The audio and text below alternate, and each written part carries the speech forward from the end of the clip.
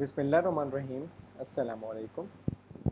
Myself is Taus Nawaz. I'm serving Bahauddin Zakariya University Multan, Sub-Campus Lodra, as a visiting lecturer in Department of Public Administration.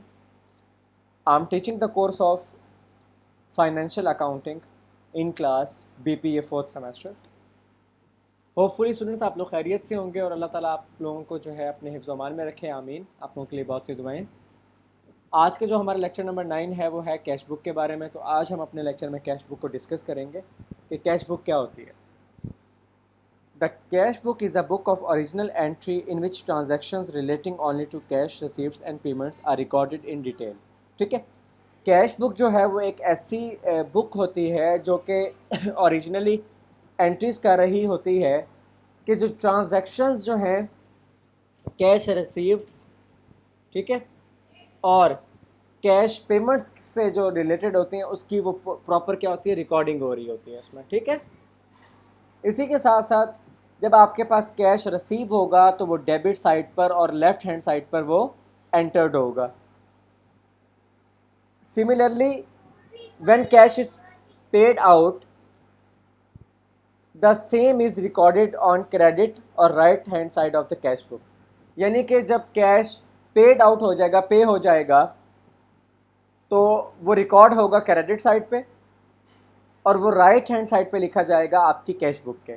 ठीक है, ये दो चीज़ें आप लोगों ने याद रखनी है कि जब कैश रिसीव हुआ तो मेरा बेटा वो आपने डेबिट साइड पे लिखना है और लेफ्ट हैंड साइड पे लिखना है, और जब आपने कैश पे कर दिया, पेड आउट हो गया, तो वो आपका कैश आप कहाँ लिखोगे, रिकॉर्ड कहाँ करोगे, क्रेडिट साइड पे, राइट हैंड साइड पे, किसके, कैश बुक के। हमारे पास 3 टाइप्स ऑफ जो है वो कैश बुक्स जो हैं वो 3 टाइप्स की होती हैं। ठीक है, single column cash book, double column cash book, triple column cash book. आज हम अपने लेक्चर में सिंगल कॉलम कैश बुक के बारे में बात करेंगे। It records only cash receipts and payments. बेटे जो सिंगल कॉलम कैश बुक है ये जस्ट क्या करती है, ये कैश रिसीव्ड जो आपको यानी कि कैश रिसीव हो रहा होता है और जो हमारी कैश पेमेंट्स होती हैं ये उसको डील करती है, उसको रिकॉर्ड करती है। इसी के साथ साथ बेटे it has only one money column on each of the debit and credit side of the book. इसका जो मनी कॉलम होता है जिसमें आप अमाउंट लिखते हो वो एक डेबिट साइड पे होता है और एक क्रेडिट साइड पे होता है बुक के। क्लियर? इसी के साथ साथ all the cash receipts are entered on the debit side. जितनी भी कैश रिसीव्ड्स हैं यानी कि जो पेमेंट्स आपको रिसीव हुई हैं, कैश जो आपको रिसीव हुआ है वो आप अपनी डेबिट साइड पे लिखेंगे and the cash payments on the credit side. और जितनी भी कैश पेमेंट्स आपने की, अदायगियाँ की, वो मेरा बेटा आप क्रेडिट साइड पे लिखोगे। ये हमारी सिंगल जो है कॉलम कैश बुक है। अब अगर इसकी हिंट्स की बात करें, आप लोगों के पास बुक्स हैं अल्हम्दुलिल्लाह। आप लोग उसका पेज नंबर 118 देख लेंगे। चैप्टर नंबर ये 8 है, उसका पेज नंबर 118 है, 118 नंबर पेज 118। उस पर उसने बताया है हिंट्स फॉर राइटिंग। कुछ हिंट्स हैं वो आप लोग अपने जो है देख लीजिएगा, पढ़ लीजिएगा। The pages of the cash book are vertically divided into 2 equal parts. Left hand side is recorded for recording receipts and the right hand is for recording payments. Cash book जो है उसके 2 इक्वल पार्ट्स होते हैं। Left hand side पे आप record करते हो रिसीव्ड्स को, कैश रिसीव्ड्स को, और राइट हैंड साइड पे आप रिकॉर्डिंग पेमेंट्स को जो है वो रिकॉर्ड कर रहे होते हो। दूसरा हिंट ये है कि जब आप अपनी कैश बुक को शुरू करते हो, begin the cash book with the balance brought forward from the preceding period और with what we start, it appears at the top of the left side as to balance or to capital in case of new business।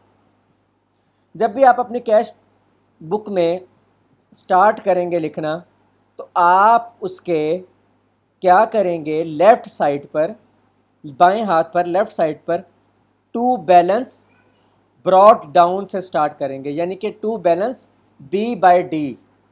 ठीक है, इससे start लेंगे। और अगर आपने नया business start किया है तब आप स्टार्ट करेंगे टू कैपिटल लेफ्ट साइड से, ठीक है। इसी के साथ साथ जितनी भी ट्रांजैक्शंस हैं मेरा बेटा, वो आप उसको डेट के ऑर्डर में रिकॉर्ड करोगे, ठीक है। If any amount of cash is received on an account, the name of debt account is entered in the particular column by the word to on the left hand side of the cash book. कि बेटे जितनी भी आपको cash payments receive होंगी, आप उसको left side पे to लगाने के बाद जिससे भी वो रिसीव हुई उस शख्स का नाम लिख दोगे, ठीक है। कि मिसाल के तौर पे दाऊद से आपको 1000 रुपये रिसीव हुआ तो आप लिखोगे कि टू दाऊद अकाउंट, ठीक है। इसी तरह से मेरा बेटा फर्दर अगर हम देखें, if any amount is paid on an account, कि कोई भी जो आपकी अमाउंट है आपने पे की, वो the name of the account is written in the particular column by the word BY on the right hand side of the cash book. कोई भी अमाउंट बेटे आपने पे की अपने अकाउंट से, तो आप राइट हैंड साइड के कॉलम में कैश बुक के BY लगा के, कि जो भी चीज़ आपने अगर कोई ख़रीदी तो परचेजेस लगा देंगे, किसी के नाम, किसी मतलब लाइक मशीनरी ख़रीदी तो वो बाय मशीनरी हो जाएगा, सैलरीज पे की तो वो बाय सैलरीज हो जाएंगी। तो इन चीज़ों का आपने एक ख्याल रखना है, ठीक है मेरा बेटा। ये हमारे पास हिंट्स थे। एग्जाम्पल देख लेते हैं इसकी जी। Write the following transactions in the simple cash book and post into the ledger. पहले हमने सिंपल कैश बुक बनानी है और उसके बाद हमने इसको लेजर में पोस्ट कर देना है। जैसे हम लोग जनरल लेजर ट्रायल बैलेंस बनाते थे, हमने, आप लोगों को याद होगा मिड्स तक जो है मैंने आपको बैंक अकाउंट बनाने सिखाया था, सेम वैसे ही हमारी कैश बुक है और इसके बाद हमारी लेजर्स बनेंगे।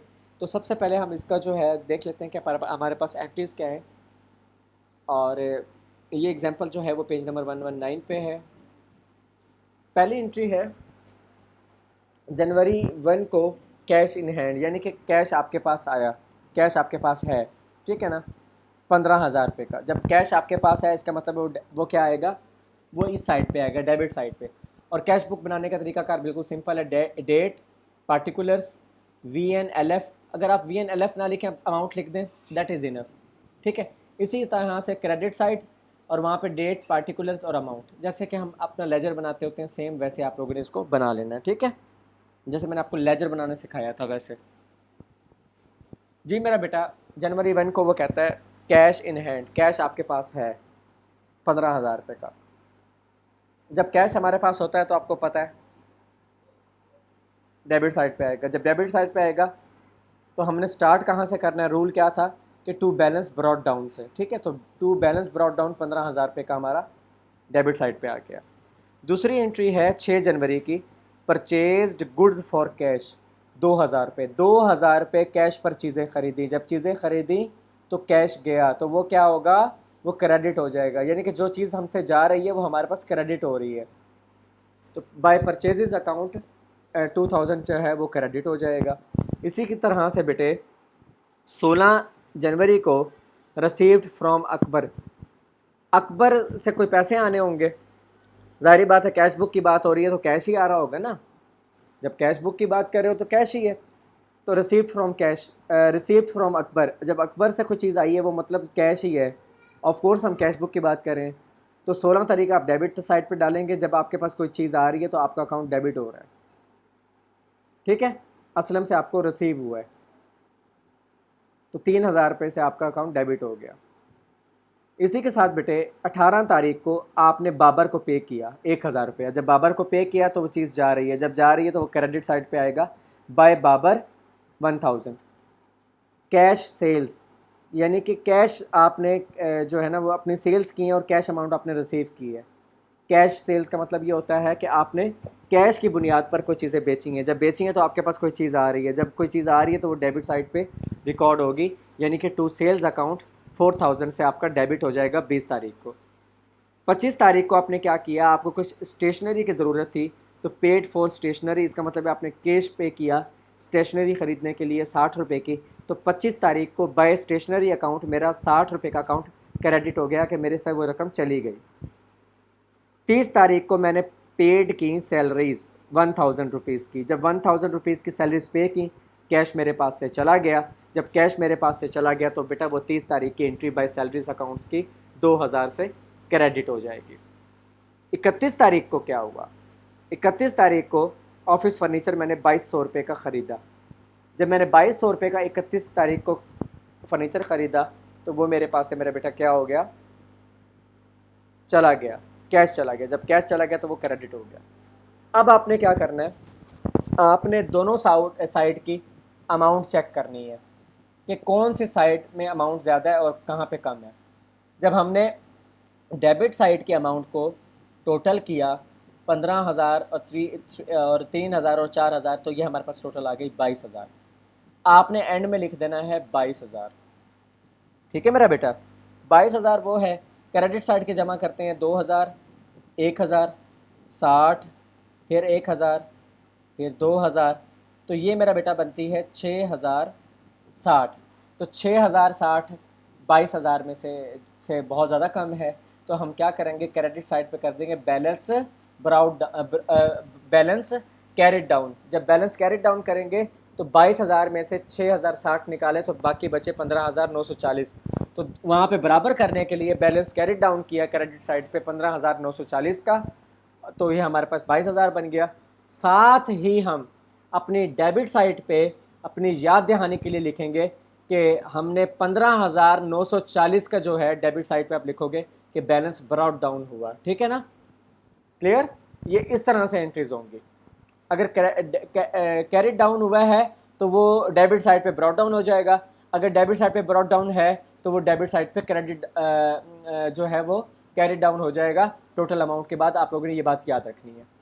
अब इसके आगे बेटा लेजर्स बने हुए हैं, और लेजर्स बनाना मैंने आपको सिखाया था, आप लोगों को याद होगा कि लेजर्स में हम लोगों ने किस तरह से अपनी एंट्रीज करनी होती हैं। कि जो हमारा मिसाल के तौर पे हमारे पास पहला जो लेजर बनता है वो बनता है अकबर का। तो हमने जब अकबर का लेजर बनाया, जब हमने अकबर की जो है वो एंट्रीज रिकॉर्ड करनी है बेटे, तो अकबर टू अकबर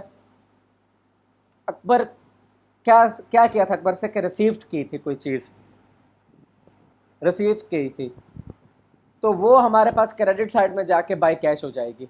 ठीक है ना?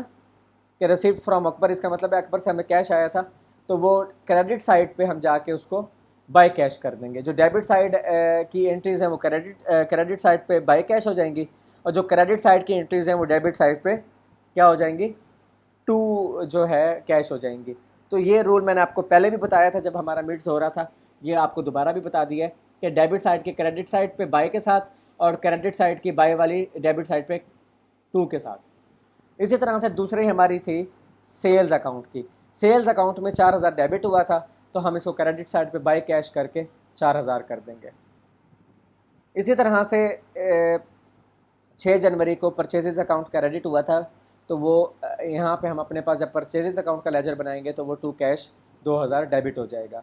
इसी तरह हम 18 तारीख को अपने हमारा बाय बाबर 1,000 का क्रेडिट हुआ था, तो बाबर का जो लेजर बनेगा तो उसमें वो डेबिट साइड पे टू कैश आके 1,000 का 18 तारीख को डेबिट हो जाएगा। इसी तरह से स्टेशनरी के लिए हमने 60 रुपये पे किए थे, तो हमारा क्रेडिट हुआ था 25 तारीख को। अब वो स्टेशनरी का टू कैश के साथ 60 आ जाएगा। इसी तरह सैलरीज भी क्रेडिट थी, वो भी डेबिट पे टू कैश हो जाएंगी। फर्नीचर भी हमारा था तो वो भी हमारा टू कैश हो जाएगा। आज का हमारा लेक्चर जो था वो सिंगल कॉलम बुक पे था। काइंडली आप लोग इस जो इलस्ट्रेशन है, एग्जांपल है इसकी जो है, काइंडली लाजमी जो है आप लोग प्रैक्टिस कीजिएगा। और जो हमारा 10th लेक्चर है मैं उसमें भी जो है डबल कैश बुक के बारे में बात करूँगा, और मैं आपसे ये क्वेश्चंस जो हैं वो एक्सरसाइज की प्रैक्टिस मांगूँ, तो इसको आप लोग लाजमी एक्सरसाइज की जो है प्रैक्टिस कीजिएगा। अपना बहुत सा ख्याल रखिएगा। जज़ाकल्लाह खैर। अल्लाह हाफिज़।